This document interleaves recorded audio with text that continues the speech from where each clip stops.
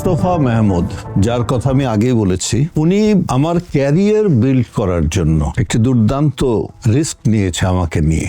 একটার পর একটা ছবি করেছে, প্রায় 5-6 বছর, 5-6খানা ছবি। প্রত্যেকটা ছবিতেই আমার সাথে শাবানাকে কাস্ট করেছেন। উনি কিন্তু প্রত্যেকটা রোমান্টিক ছবি করেছেন, কিন্তু ওনার প্রেমের ছবিটা গল্প বলার স্টাইলটা ছিল অন্যরকম। উনি শাবানা যখন এই ছবিগুলো করে তখন she was A star, Shabana was A star. আমি কিন্তু হাঁটি হাঁটি পা করছি, আসছি ইন্ডাস্ট্রিতে। তার আগে শাবানার সাথে আমার বেশ কিছু ছবি হিট করে গেছে। মানুষ, কিছু ডাইরেক্টর হয়তো ভাবছে এদের ছবি তো চলছে। শুধু ডাইরেক্টররা ভাবেনি, আমরাও ভেবেছি মাঝে মধ্যে বেশ ভালোই তো আমাদের ছবি টবি হিট করছে। প্রত্যেকটা ছবি শুরু হওয়ার আগে উনি আমাকে বাড়িতে ডেকে নিতেন, নিয়ে শুটিং এর 15-20 দিন আগে থেকে আমাকে স্ক্রিপ্ট পড়াতেন, নিজে পড়ে শোনাতেন, চরিত্রের ম্যানারিজমটা কি হবে, চরিত্রের লয় তাল এভরিথিং উনি শেখাতেন। আর আমি বিগিনিং থেকে একটা জিনিস কোথায় যেন ছিল, কারণ আমি ছবি দেখতাম এক সময়, জীবনে সবচাইতে বেশি ছবি দেখেছি উত্তম কুমারের এবং দিলীপ কুমারের। আমার হিসেবে খুব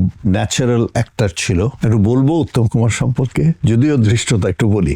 আমি মাঝখানে যখন কলকাতা ছবি করতে গেলাম তখন আমার ইন্টারভিউ নিয়েছিল ওখানকার সাংবাদিক ভাইয়েরা। তা আমাকে জিজ্ঞেস করেছিল যে আপনি কিভাবে নায়ক হলেন। আমি নায়ক হয়েছে অনেক স্টোরি আছে, কিন্তু ছোটবেলায় উত্তম কুমারের ছবি দেখে নিজের বাথরুমে গিয়ে ওই আয়নায় আমার নিজেকে উত্তম কুমার মনে হতো, ভাবতাম যে আমি এরকম হব। তারপর বলেছিল উত্তম কুমারের অভিনয়কে আপনি কিভাবে বিশ্লেষণ করবেন। এটা কিন্তু 90-র কথা, অনেক বছর আমার চলচ্চিত্র হয়ে গেছে। উত্তম কুমারের অভিনয় বিশ্লেষণ করার যোগ্যতা কি আমার আছে? নাই। তারপর দুঃসাহস করলাম। একটা দুঃসাহস হলো আমাকে দিয়ে উত্তম কুমারকে যাচাই করতে চেষ্টা করলাম। সাংবাদিক ভাইরা জিজ্ঞেস করেছে, তাই উত্তর দিলাম যে আমি বা আমাদের মধ্যে যারা আমরা কাজ করি, আমরা সবাই ন্যাচারাল অ্যাক্টিং করতে চেষ্টা করি। শব্দটা শোনেন, ন্যাচারাল অ্যাক্টিং করতে চেষ্টা করি। আর উত্তম কুমারের সাথে আমাদের ডিফারেন্স ছিল, উনি অ্যাক্টিং করতেন ন্যাচারালি। ডিফারেন্সটা বুঝতে পেরেছেন? আমরা ন্যাচারাল অ্যাক্টিং করতে চেষ্টা করি, আর উনি অ্যাক্টিং করতেন ন্যাচারালি। যেমন আমরা একটা যদি সিগারেট ধরাবার একটা শট থাকে, আমরা ধরাই। উত্তম কুমার কিন্তু এভাবে সিগারেট ধরায় না। This is acting, he is acting, but he use to do it naturally. ওটাকেই ন্যাচারাল মনে হতো। তো এইরকম একটা ডিফারেন্স, যেটা কোনো অভিনেতার পক্ষে এক জনমে পূরণ করা সম্ভব নয়। That was Uttam Kumar. আমাদের সাথে ডিফারেন্স এক জনম কেন, 100 জনমেও না।